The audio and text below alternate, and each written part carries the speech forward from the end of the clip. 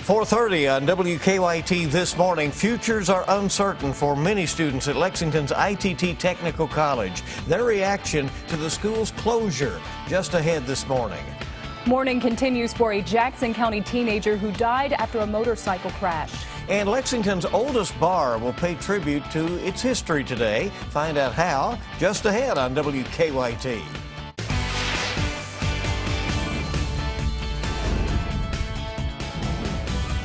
This is WKYT This Morning.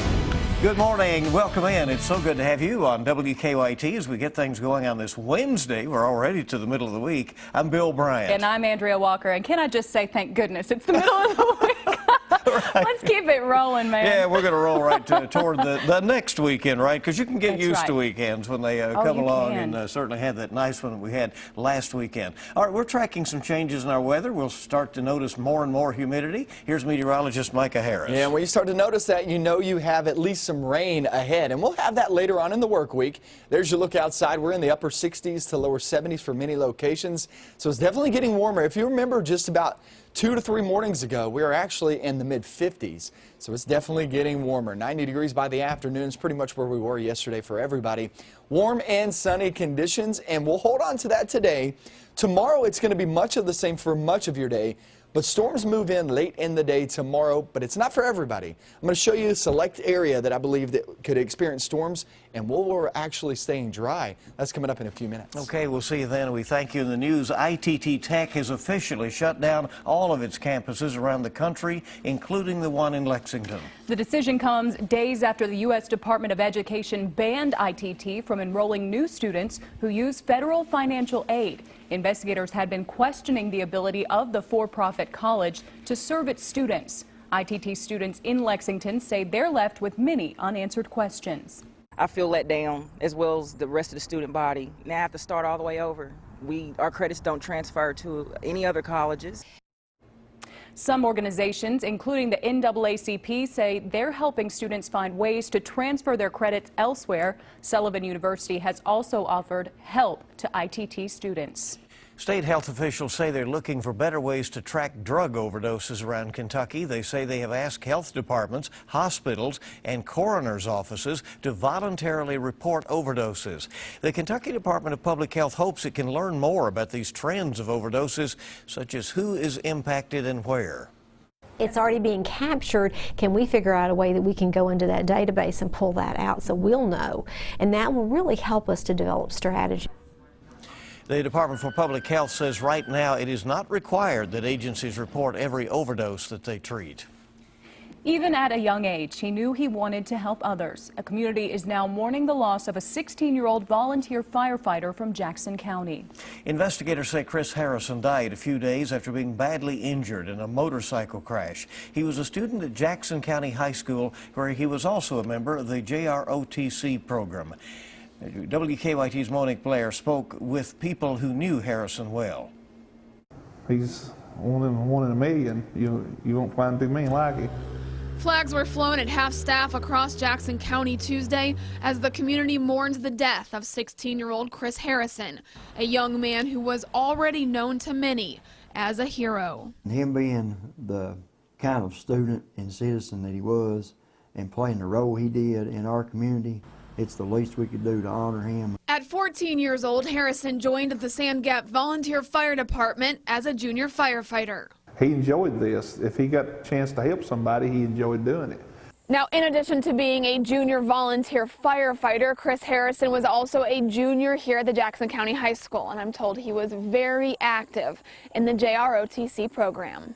He was just the go-to person and one that all the kids depended on. County leaders tell us on Saturday Harrison, who was a JROTC cadet, marched in the annual homecoming parade. Afterwards, he was involved in a motorcycle accident and died Tuesday of complications from that accident. He was an only child. And he may have been an only child, but he has about 100-something brothers and sisters, and they were all really mourning today. Harrison's badge number 466 at the Sand Gap Volunteer Fire Department will be retired as a way to honor this hometown hero forever. He'll always be a part of this department and this community. Well, none of us will ever let them forget about him, that's for sure. In Jackson County, Monique Blair, WKYT. And the Jackson County JROTC chapter and the Sand Gap Fire Department are going to be a part of Harrison's funeral. We're told that he will be buried with full military honors. We're tracking the investigation into a body that was found in a Wayne County cave. The coroner's office says someone found a man's body in the cave near Trails End Road yesterday morning. An autopsy to identify the body has been scheduled for today. Police say the body was badly decomposed. Police in Martin County say a woman told them she spent days alone in the woods after being sexually assaulted. The Martin County Sheriff's Office says they received a call Monday night about a woman screaming for help.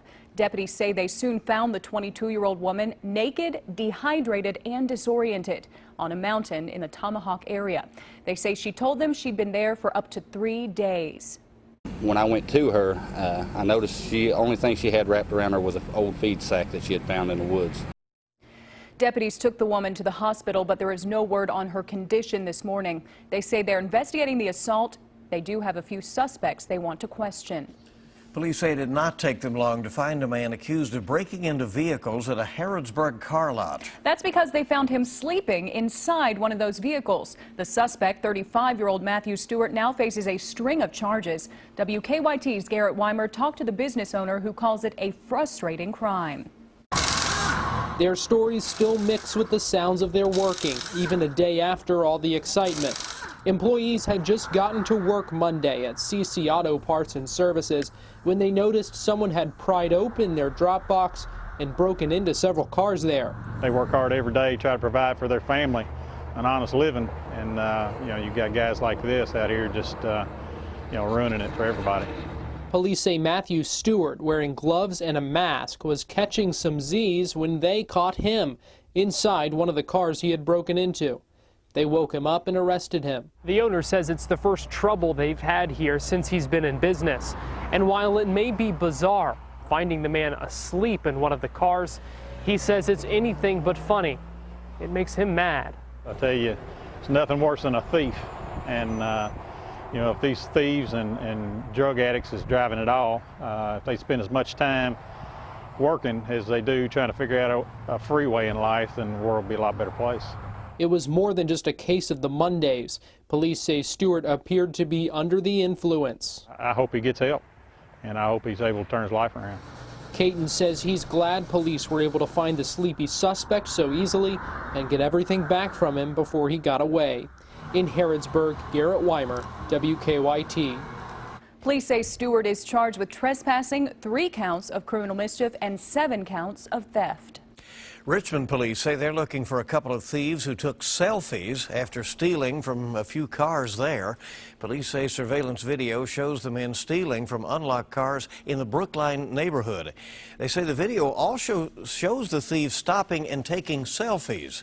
Police say they're searching social media for those pictures. They also say they have an idea of who the suspects could be, and they think a white Dodge Caliber with a sunroof could be connected to the case. At this time, though, no arrests have been made. A former University of Kentucky board chairman is facing multiple charges in western Kentucky this morning. A Davis County grand jury has indicted 76-year-old Billy Joe Miles on rape, sodomy, and bribing a witness charges. Investigators say the rape happened in early July. Miles was arrested but later bonded out of jail. He served 3 terms on the UK board between 1995 and 2013 and was chairman of the board from 1999 until 2002. Kentucky's first congressional district seat is officially open this morning. Republican Ed Whitfield's resignation took effect yesterday, days after he announced that he would step down.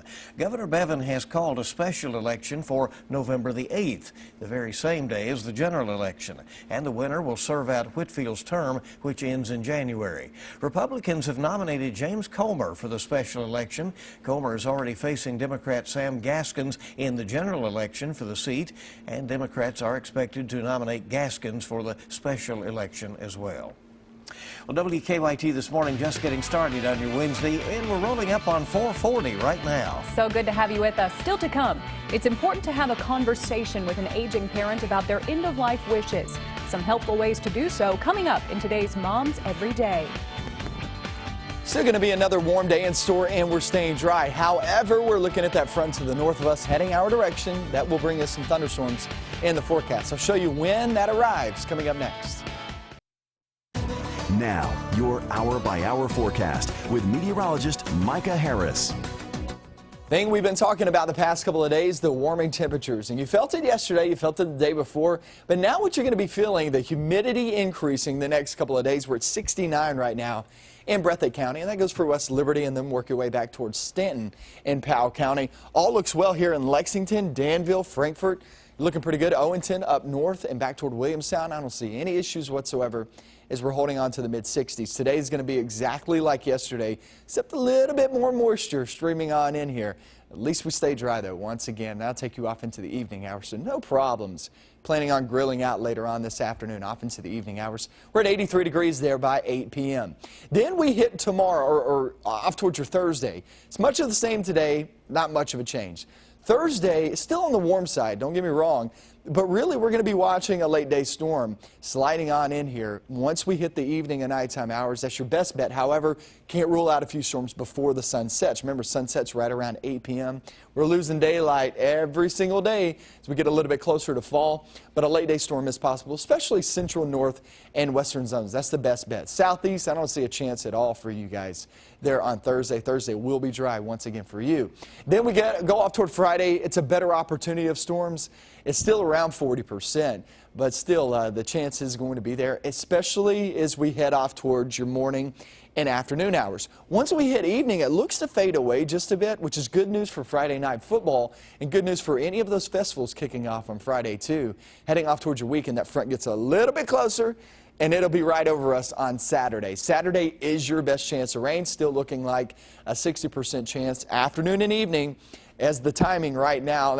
I know that's broad, but we're still 4 days away. We'll be able to give you a 3-hour window once we get a little bit closer toward Friday is when we'll start to give you that. But as of right now, you got any plans afternoon and evening?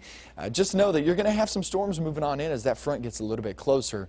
So just keep that in mind. After that passes on through, then it looks really good and it feels really nice. 75 degrees on Sunday. That's phenomenal weather. Pretty good looking weather in store the next several days in terms of just trying to stay away from severe weather. I don't see that in the forecast as of right now. And also getting those temperatures back down. We're getting those shots of cooler air every now and then. So we're doing all right. We're heading toward fall. Remember, fall is still a ways away, about 2 weeks away, but we're getting there. So Sunday's the liquor of this Sunday, forecast. No doubt about it. That is your pick day. It looks good. Early next week. Yeah, really nice. Still doing good. Micah, thank you very much. Well, it is a conversation that is never easy, but it's necessary to talk with loved ones about planning their will. In today's Mom's Everyday Minute, some advice on talking to loved ones about end-of-life wishes. As our parents age and struggle with the onset of disease or debilitation, it can be difficult to start a conversation with them about their needs and wants as they get near their end of life. But having these conversations is crucial for your loved ones and for yourself. Clinical psychotherapist and gerontologist Nikki Nepper says it's okay to approach your aging loved one and explain why you need to have a conversation with them, but you must be prepared that they may not want to talk about it. You have to have an agenda. You have to be focused, and you have to have that purpose and meaning behind it. Why are you having the conversation? Right? Is there a concern, or is there already a diagnosis? Is it I'm afraid, or I'm seeing this? Now, it needs to be addressed. She says the goal should be clarity, and that sometimes storytelling helps make it less personal. You could bring up an article you read or discuss what a friend and their family have done. We all want to age with dignity. It's common to be fearful of losing your faculties and ability to make those end-of-life choices. Whether you have an aging parent or you are the aging parent, it's important to discuss these matters early with loved ones. For Moms Every Day, I'm Liz Hayes. For these tips and more, just go to WKYT.com and click on Moms Every Day. And right there, of course, we have the latest news and weather updates for you as well on WKYT.com, so stop by throughout the day. Hey, it's good to have you along on WKYT here on your... It's Wednesday morning, right? Jumping the gun. Yeah. Still to come, a nearly 30-year-old cold case in Minnesota has been solved. More on the man who confessed to the crime after the break. Congress remains deadlocked on funding to combat the Zika virus. For the third time, a bill aimed at combating the Zika virus failed to get past the Senate. The $1.1 billion funding bill did not get the 60 votes needed to end debate on the issue. The Zika bill is attached to next year's military construction and Veterans Affairs spending plan. Lawmakers are now considering adding Zika funding into a short-term general spending bill. It is 4:51 on Wednesday. This is an interesting story. A nearly 30-year-old mystery has been solved after a man confessed in court to killing an 11-year-old Minnesota boy. 53-year-old Danny Heinrich admitted to kidnapping, sexually assaulting, and killing Jacob Wetterling in 1989. Police say Heinrich saw Jacob and two friends along a St. Joseph, Minnesota road. He said he told the other two boys to run away, grabbed Jacob, and drove off. Heinrich said he later killed the boy when he saw a police car patrolling nearby. Jacob's parents were in the courtroom during the confession. I want to say, Jacob, I'm so sorry. It's incredibly painful to know his last days, last hours, last minutes. As part of a plea deal, Heinrich led police to the boy's remains last week. He was already in custody on child pornography charges, and he's facing 20 years in prison for that. But he will not face murder charges. Prosecutors say the Wetterling family wanted the plea deal instead because it was important to them to get answers as to what happened to Jacob so they could start to heal. The Mount Sterling Police Department here in Kentucky is needing your help in finding a theft suspect. Police say the man seen in this surveillance picture stole items from the Dollar General in the Montgomery Square Plaza. They say the theft happened around 5 yesterday afternoon. I just love this next story. Lexington's oldest bar will be adding something bright that pays tribute to its past. Chevy Chase Inn on Euclid Avenue is going to be putting up this neon sign today. It is recreated from a classic neon sign that stood outside the bar decades ago. Ruggles Signs will install the new neon sign this afternoon. Chevy Chase Inn opened during the 1930s, shortly after the end of Prohibition. So truly a throwback in Lexington history, you know? It's so fitting for Lexington's oldest bar to have something, you know. Have an iconic sign. That's right. There you go. I love All right, coming up on 4:53 this morning, and coming up next, we'll have a look at some of the stories our news team is working on for you right now. And we'll have another look at your morning forecast after the break. Hey, good morning and welcome back in. It's 4:56, bright and early on WKYT this morning. It is. It is Wednesday. We're getting halfway through the week. Yeah, you know. Sounds good. Let's go. Now it's time to take a look at some of the stories we're working on for you this morning. Hundreds of Lexington ITT Tech students are facing uncertain futures right now. You'll find out what the school is doing to try to help them get back on their feet. That's coming up in a report in a few minutes here at 5 o'clock. And a Bourbon County middle school teacher accused of facing several charges will face a judge for the first time today. More on the charges he's facing coming up at 5 o'clock. We're facing some changes in our weather, it looks like, over the next few days. And we are. Some of them are going to be a little bit of a mess with people's schedules, it looks like. It gets really good. Yeah, let's head to meteorologist Micah Harris for an update. Yeah, this time of year, you got to go through the bump before you actually get onto the straight and narrow path. Now, the deal is, once we get toward those bumps, they're not huge bumps. We're not looking at widespread severe weather. We're not looking at flooding rains. It's just going to be a few rumbles of thunder here and there. Temperatures are there in the 60s and even a couple of 70s readings there out at the airports. Lexington at 70 degrees, go into Franklin County. We are at 70 degrees as well, Scott County. Not any issue this morning. 65 as we wake up early this morning. Head out about 90 by the afternoon. It's going to be exactly like what we felt yesterday. 90 degrees, a little bit more moisture streaming on in, but it also looks the same with mostly sunny skies and just a few clouds here and there. We stay dry today. Tomorrow, much of your day stays dry, but then we head off toward tomorrow evening, and that's where things change just a bit. That is the start of not so much a wet period, but a chance at a wet period. We'll have that, and I'll explain that coming up with another hour. Another 2 hours, that is, of WKYT News.